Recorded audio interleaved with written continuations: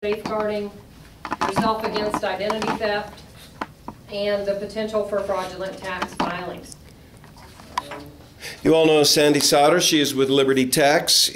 Is Liberty Tax Service of Casper, or what's like the official Liberty Tax of Casper? Liberty Tax and Liberty Tax of Casper, Wyoming are both all right, correct. Great. Yep. We are a nationwide franchise with over 4,000 Liberty Tax stores nationwide. It is a franchise opportunity, and I am the local owner of Liberty Tax Casper here. One of the first things that people ask me about identity theft is, how in the world did my identity get stolen in the first place? To be real honest with you, there's not a hardcore where did it get stolen type answer for most people, unless it's been a loved one that you know got into your records and obtained your information. You can prove that it's been that particular loved one who actually victimized you, okay? In most cases, however, our identity is quite literally everywhere.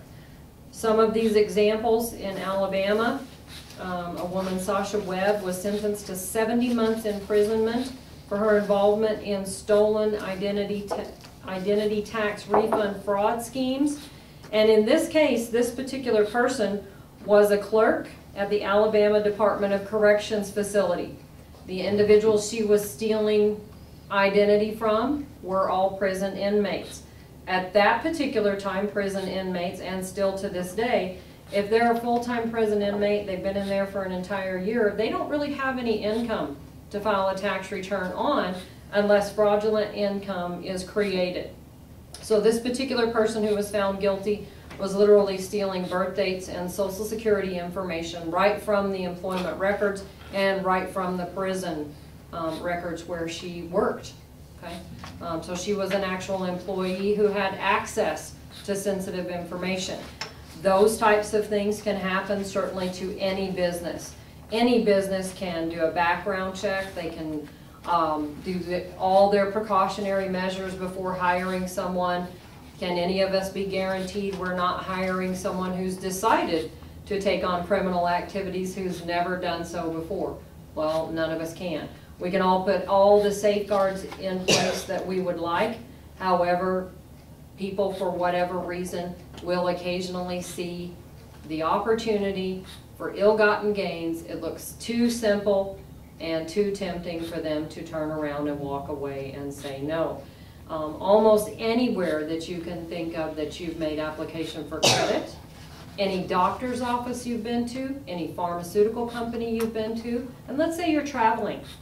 Okay? You normally get your prescriptions at Smith's grocery store, but you ran out. You forgot to get a very important daily medication before you left for your trip. In the town you're traveling in, they happen to have a Smith's.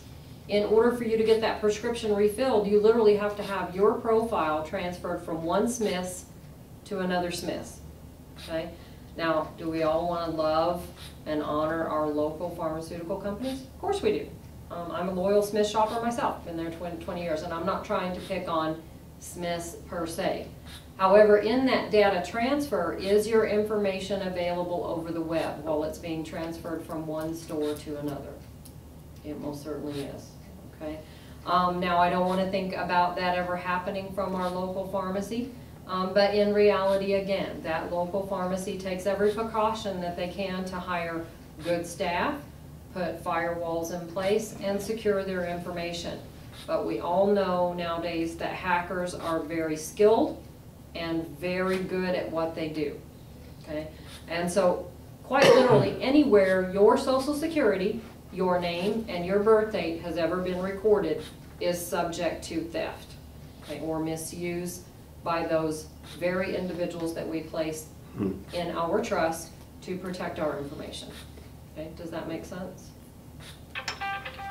So anytime that you give out any personal information that's being recorded somewhere and somebody then would have access to it, even though we're not completely sure who that would be or how it's being done. Correct. Also the disposal of that information. Most of the time when you fill out an application, you're filling it out by pen and a piece of paper. Is that correct? Still to this day. Okay. Many of us are still filling out paper applications. That then has to be put by a set of human hands into the electronic records to make the transaction complete, and how is that particular entity that you filled out that application with, how are they destroying those paper applications? Are they destroying those paper applications, or are they then archived and stored, again, carelessly after 5 and 6 years? Okay, they're boxed up. If they're not shredded, they're oftentimes archived into a basement.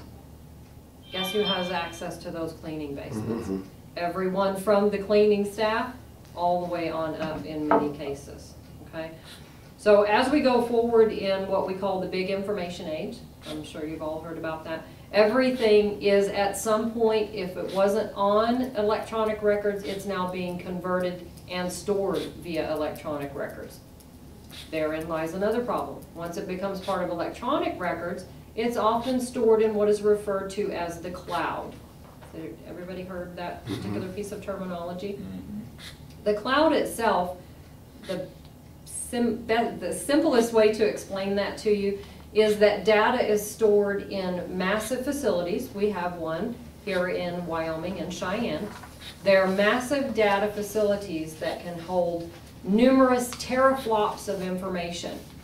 But even those machines can't store it all at one time, and they can't store it for any length of time because it will burn the machines up. So that data is literally transferred from storage facility to storage facility, and that's what the cloud is. Data is always constantly in motion and constantly moving, so that any one storage facility, first of all, if it gets hit, it doesn't take out the entire cloud, aka global information, okay?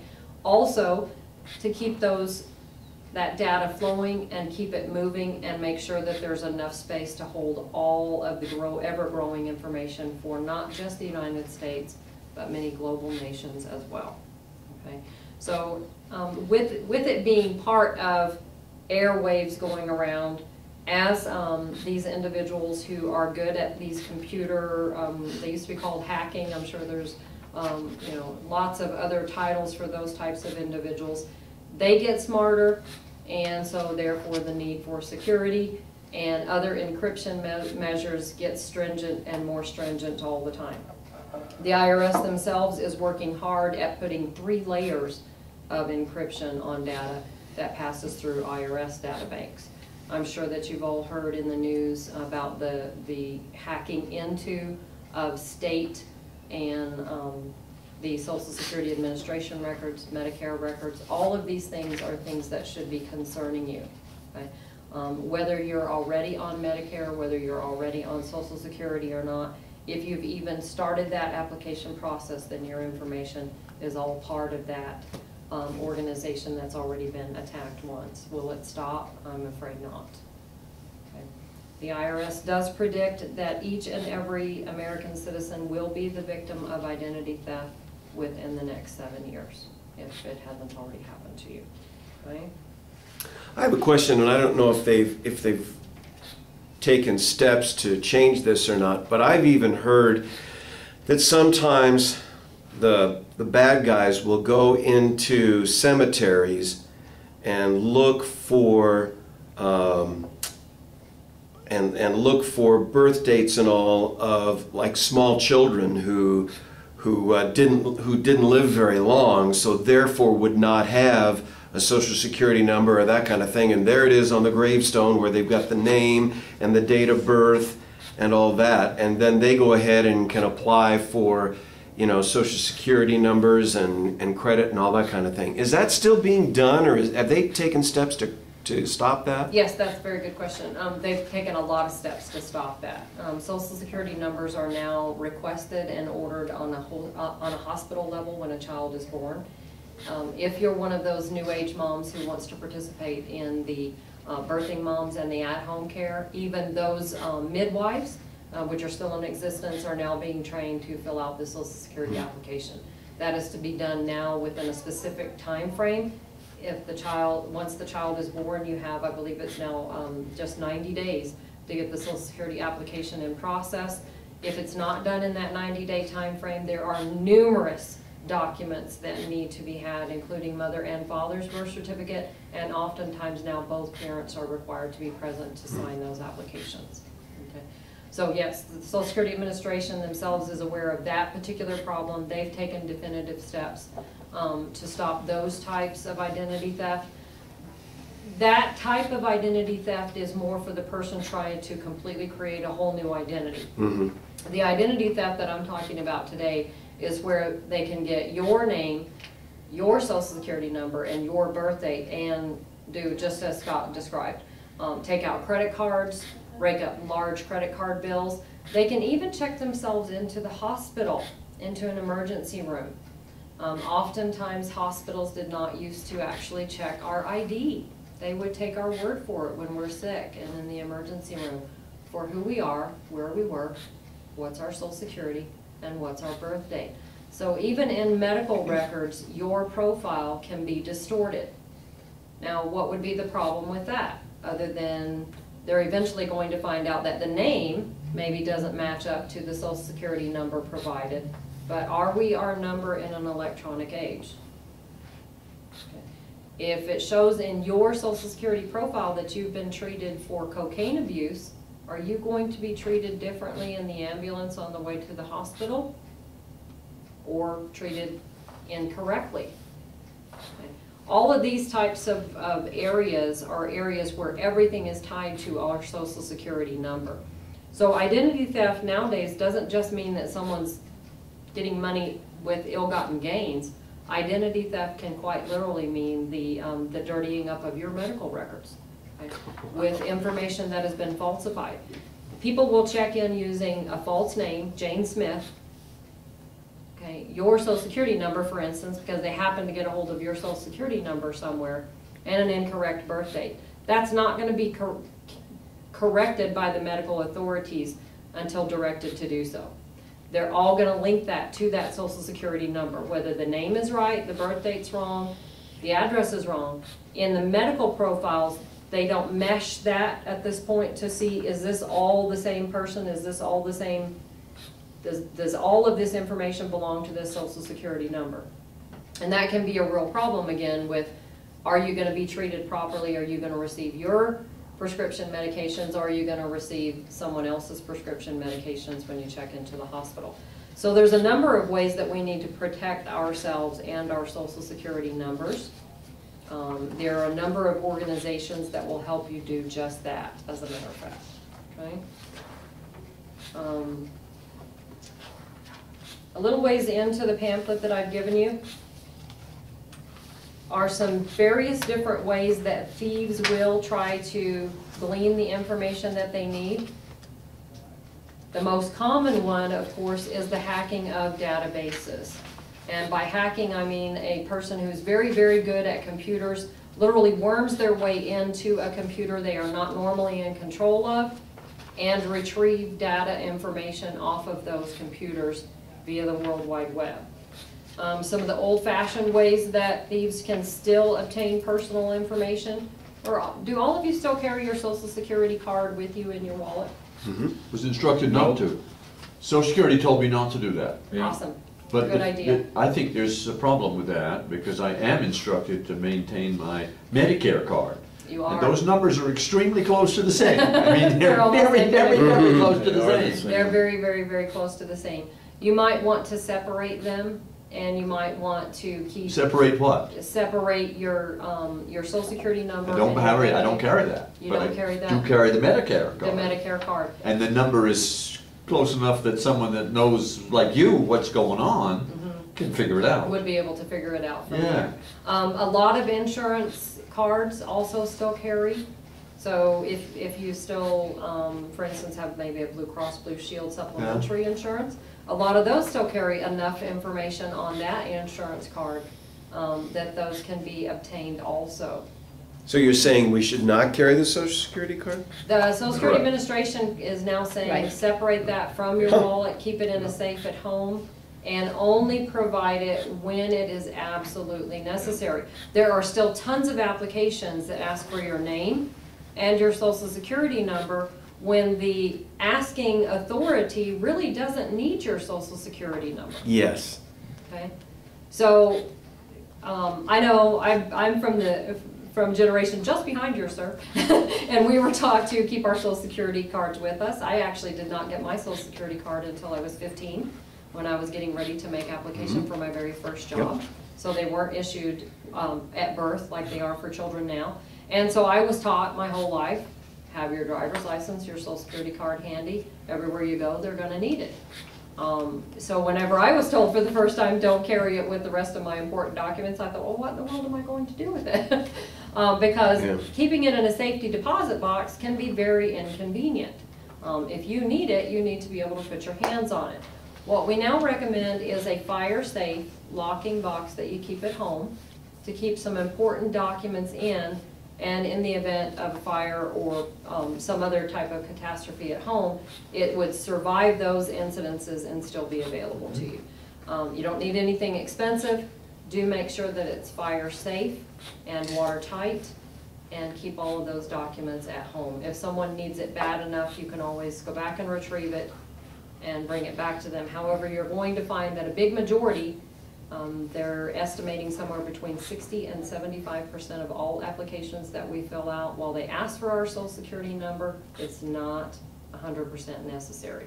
If you're going to go forward with an interview and you get offered a job, that's when you provide your Social Security number to your employer. Before that point, they don't need it. Okay? If they're going to run a background check on you, they can take a look at your driver's license for that, and they can run those background checks through the local police department. I've never been asked for the card. I've been asked for the number that's on the card. So I'm thinking that the employer doesn't want to see that I'm an American citizen from the card somehow, but the number satisfied the employer. And in reality, once that you've been made a job offer, that's when they would like to see it and should ask to see it for 2 forms of acceptable ID. Yeah. But before that point, it's going to be on your application. Okay? But before that point, before you literally fill out what's called the I-9, which is a Homeland Security document that proves we're American citizens, okay? Before you are asked to fill out that I-9, there's a whole list of processes that go before it, and actually the employer does not need that Social Security number until you get to that point, until you're literally talking employment. But it is going to be on every single application that they hand out. And that's what I'm talking about. Star out, maybe put just the last 4 if you feel like you need to, or available upon request is a simple way to fill in that blank. Okay, available upon request. Or available after you explain to me exactly why you need it.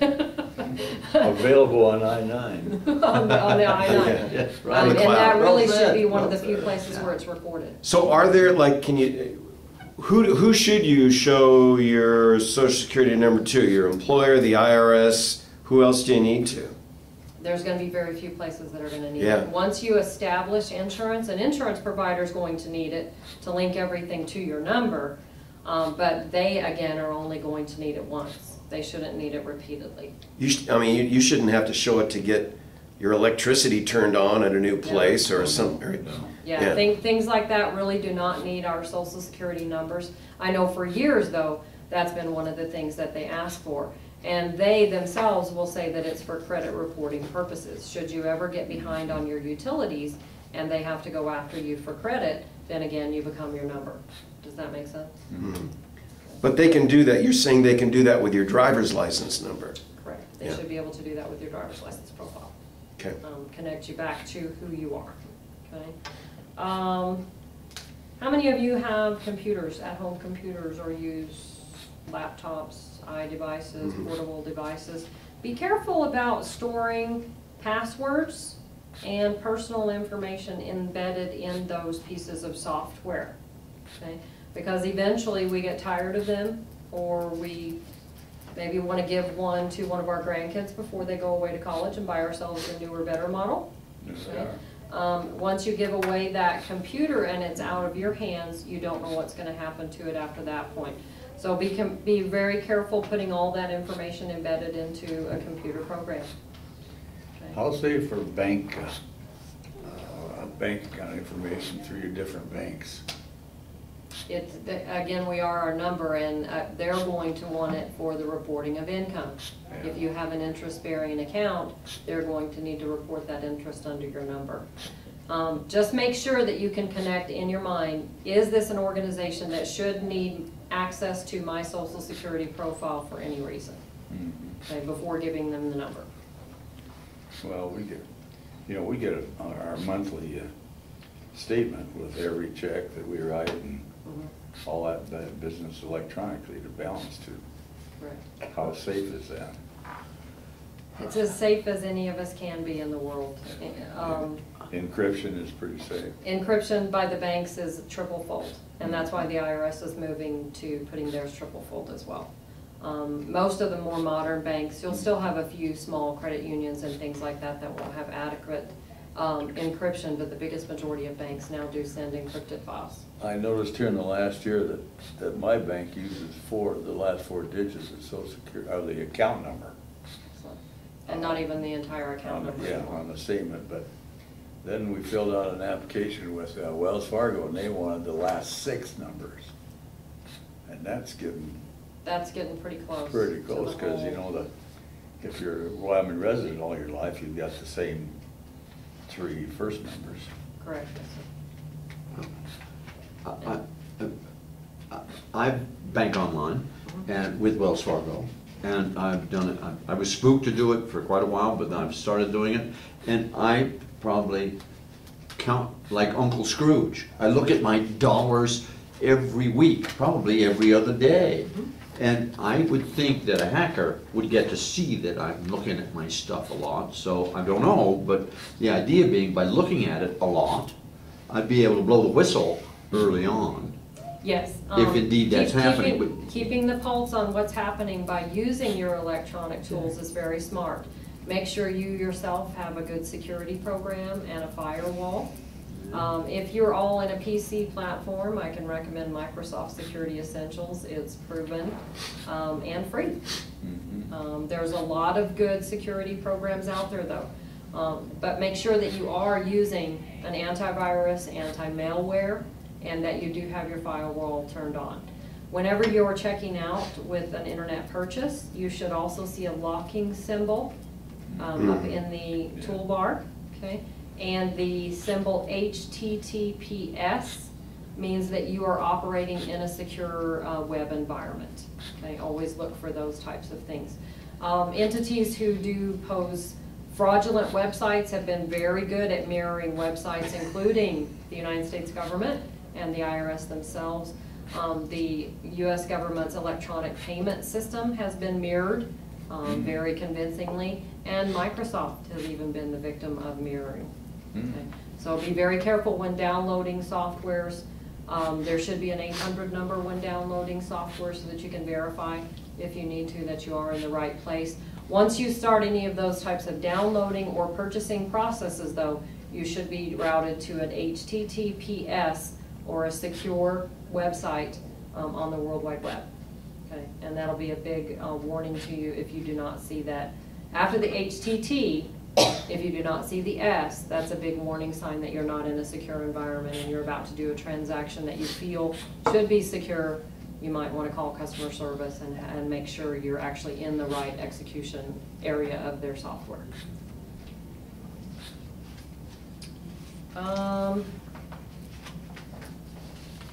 You're all aware of phishing scams, and that people are going to be asking for information that's going to start making you feel very uncomfortable. Thieves will often literally request your debit card right over the phone, and they use very good scare tactics to get started. The biggest one that has been circulating from an IRS level in this last year is that they will call and tell you that there's been a mistake on your tax return in the Schedule A area, and that you owe a lot of money, and they leave it right there. They don't ask for anything the first 2 or 3 or even 4 phone calls. They won't ask you for your information. They are building in urgency, and they are building in the scare, in the fear. Okay?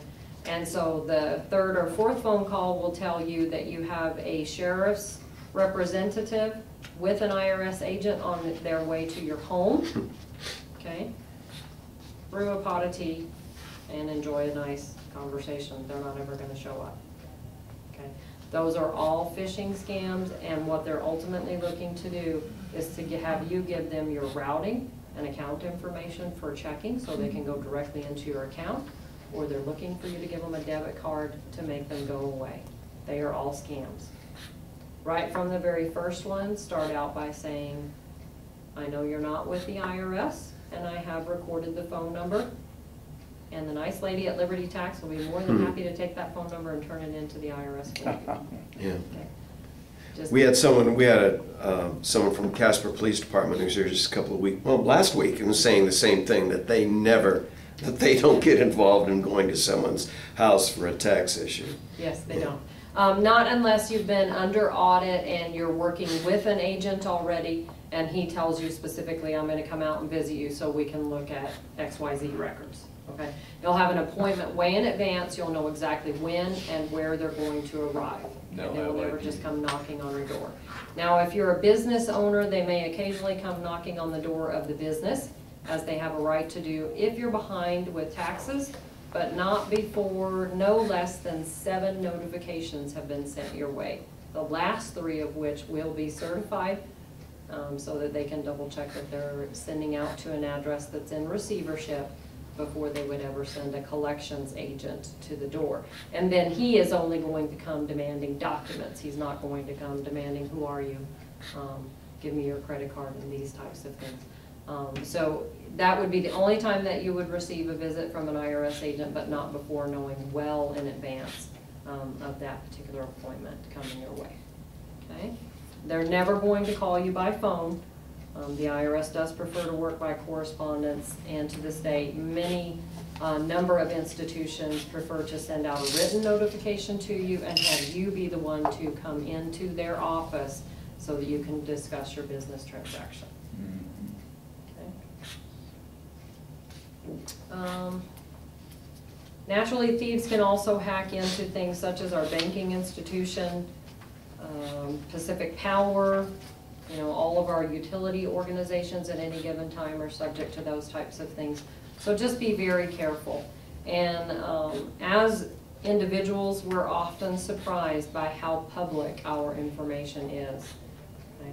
I don't know if you've ever tried Googling your own very address, but you can literally Google your own address and get probably an antiquated and old picture of your neighborhood, but you'll be surprised that it will pinpoint literally where your address is from an aerial GPS map. So there's a number of ways that people can get our information. Protecting our information is what's most important.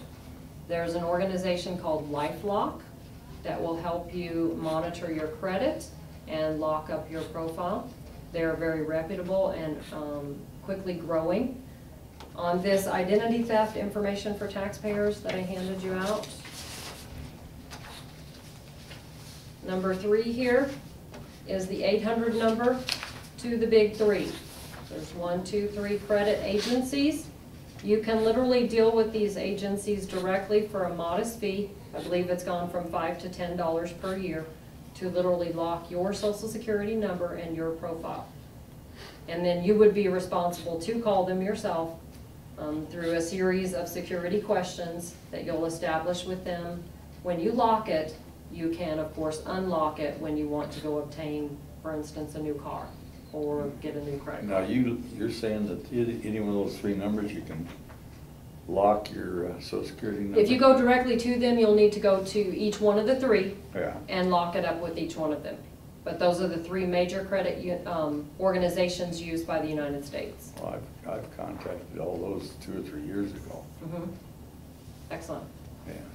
And I've got LifeLock. And LifeLock gives you a report every month. Yes, sir. There's also free totalcreditcheck.com, and they'll monitor all 3 of the agencies and give you a monthly report there as well. All good ways to monitor your activity. If new accounts are opened up, you need to contact them right away. Okay? If you see any change in your score, unless it's steadily increasing with no real activity, okay, those are good things.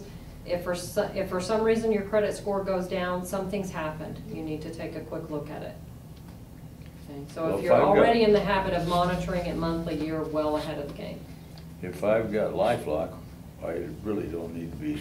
You don't need to worried about contact them directly. LifeLock helps you monitor if you're ever the victim of identity theft. LifeLock's gonna literally do what you're paying them monthly to do, and they're gonna help you get it cleaned up and give you some advice on other ways to proceed forward. LifeLock themselves might even help you with restitution, should it But be then, necessary. but I don't need to worry about Equifax and Epipurian. Correct, yes, I sir. don't need to worry about any of them anymore. You wouldn't need to. Yeah. There's a number of ways you can go about monitoring your credit and a number of ways you can go about protecting yourself. All of them are good. They're, at this particular time, I'm not aware of any of them that have been touted as a scam. Legal Shield is another organization. You can contact LegalShield.com. They offer a reasonable package for individuals. You can talk to them about basic wills, identity theft protection. They'll even go in and double check your medical records and make sure that you've not ever been, your Social Security has not ever been used by someone with a completely different name, address, and profile of that looks normal to you.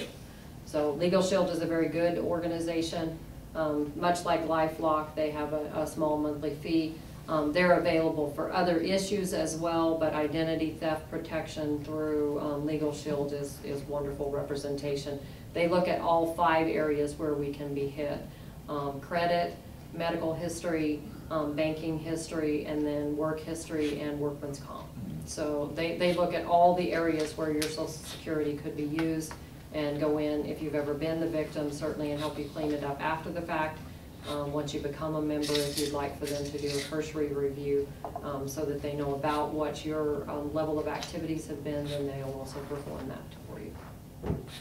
LifeLock may do something very similar. I'm not as familiar with all the perks and membership benefits of LifeLock, but they do receive some high ratings for a good organization. So I presume that they would offer you all of those conveniences as well.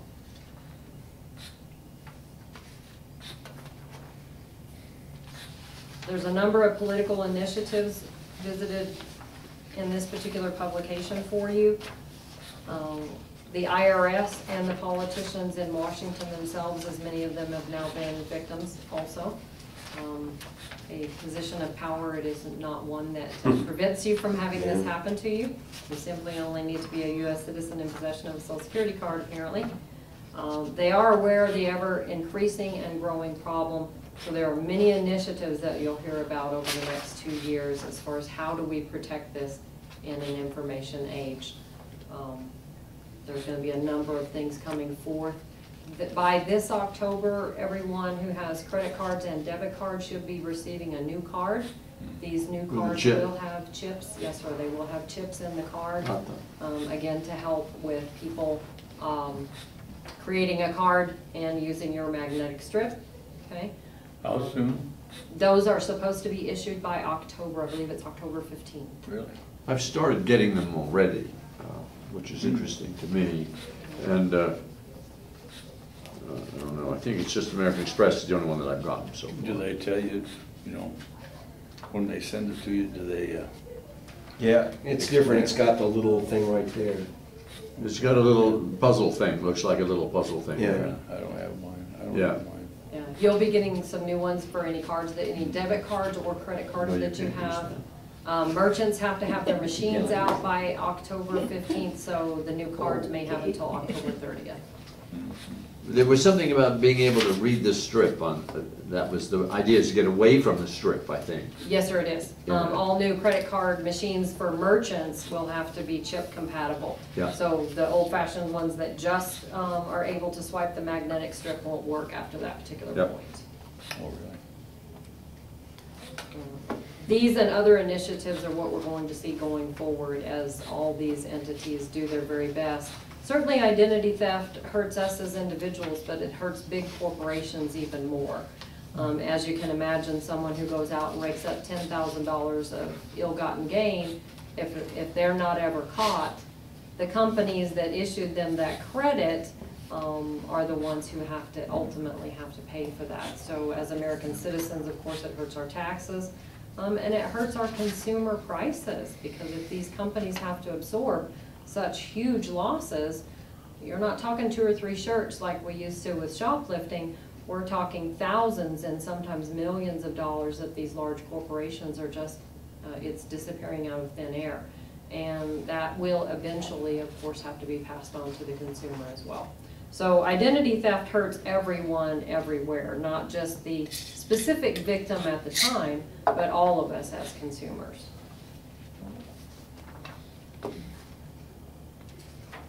Remember, at Liberty Tax, we do help senior citizens file tax returns for free electronically. And from an IRS standpoint, finding out if you've ever been used on an IRS profile, the best way to do that at this particular point with them is still to file a tax return. Whether you're required to do so or not, just simply file a zero filing, if you will, reporting your non-taxable income, and just keep bouncing your Social Security number off of the IRS on an annual basis. The IRS offers free tax return programs, and we participate with them. Occasionally they'll have a VITA office open. Those are sponsored by the IRS and safe for you to use, okay? If there's not a VITA office available, just find one of your local Liberty Taxes. We help senior citizens for free. Okay. If you've been the victim of IRS identity theft, we use a specific form to turn that into the IRS, and then you would be issued a unique 6-digit PIN number that's used on a separate form inside the electronic platform to prevent anyone else from ever filing a tax return with your Social Security number. Those 6-digit numbers are issued every November. You will receive an IRS letter with that number on it that must be used for that year. And those are some measures that they're taking at this particular point for victims who've already had a tax return filed fraudulently under their number. I do suspect at some point in the future, each and every one of us will get a new number every year. If Wow. there's Oh, not wow, more. a new IRS, a new, Just for Security electronic filing. Not a Yeah. Social Security number, it would be a 6-digit I got PIN it. number. Yep.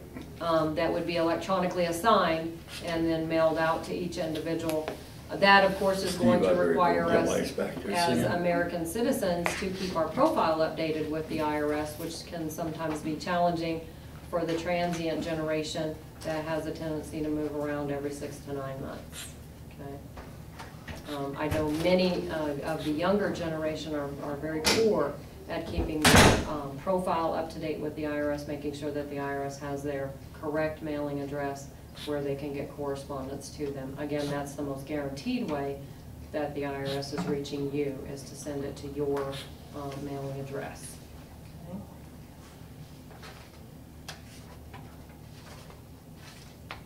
Back towards the back, we start with some safeguards.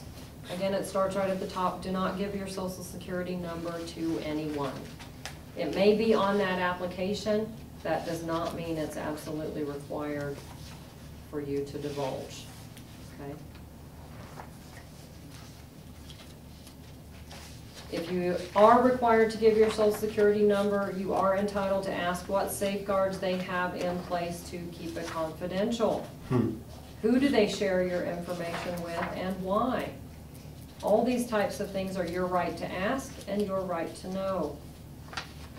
Keep all medical records and other important documents, again, in a fireproof, locked box. Safety deposit boxes are great, but they're not always accessible in the evening or or on a weekend. Okay. Never provide credit card information in an email. Burglar alarm systems are really more effective prior to a break-in, okay, instead of after the fact. If I'm ordering something online and it's an HTTPS, I do put my credit card in there. Yes, sir, you sure Okay, can. yeah. You can feel secure and proceed forward. Yeah. I do recommend when shopping via the internet that you use credit cards and not debit cards. Absolutely. If for some reason someone does get a hold of your information and it ties up that credit card, it's not tying up your entire checking account for the 4 to 6 months while they get resolution to it.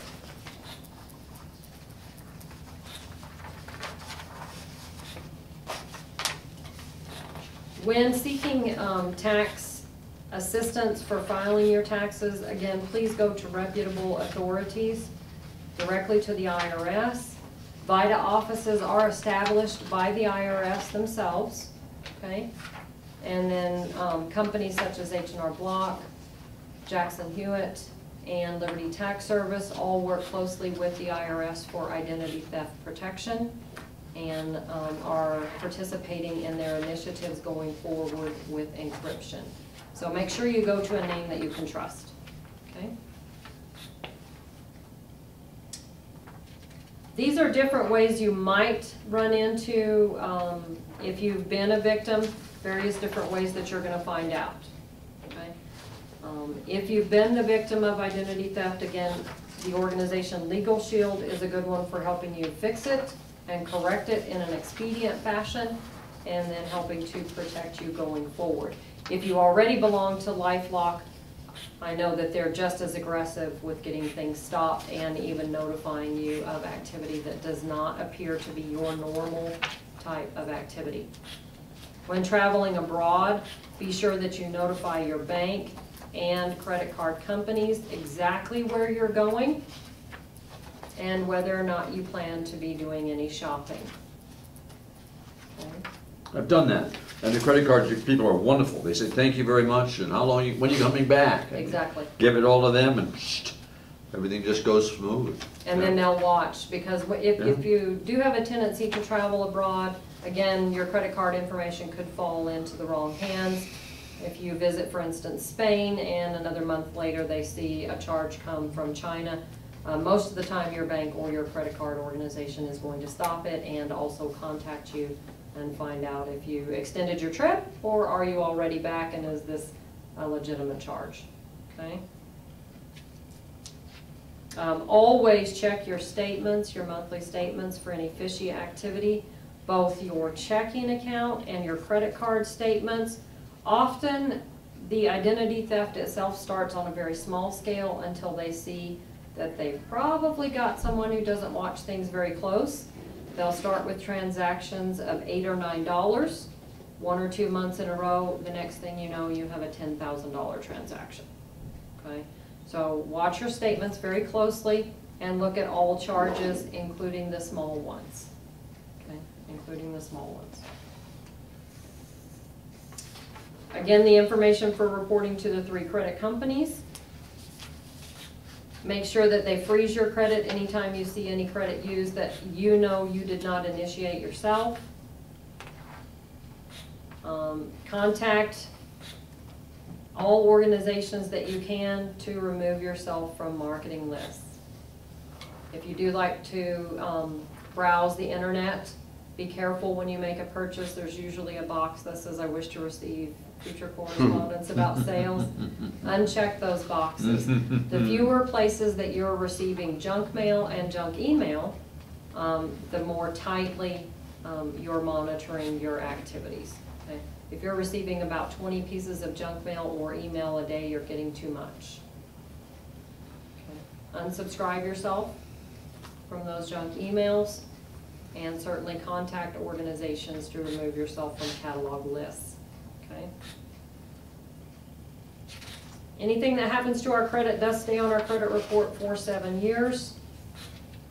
Once identity theft has been cleaned up from your credit report, you should watch it very closely for several months to make sure no residual items jump back on there.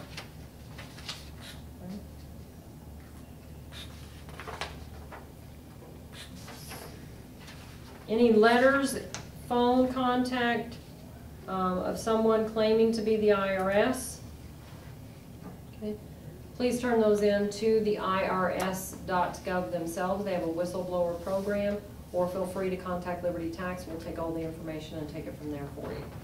Be sure that we get it to the proper authorities. And we're working very closely with them as this goes forward to make sure that we can minimize any damage from an IRS level and that we can help taxpayers to clean up and know who to contact and where to go if they have been the victim. And while this may never happen to yourselves, please help us to spread the word and educate the younger population who often is so very trusting of everything on the World Wide Web. Stop asking for my credit card. Just keep it up, guys, just keep it up. And then there's various organizations and entities to contact in the back pages of the handout that you have. The other chart that I handed you, again, may not be one that you ever have to use yourself, and I certainly hope you don't, but this is a handy tool. Write down all the places you have credit, all the different organizations, and all the places you might want to contact. If you've ever been the victim, please feel free to share this with your children or grandchildren as they begin to enter activities in the World Wide Web themselves. Any other questions of me? Very helpful. Thank you very much.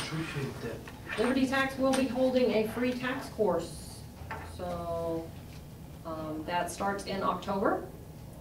It is a free course. It is a 3-volume set of books. There is a nominal fee for books, and we do offer supplies.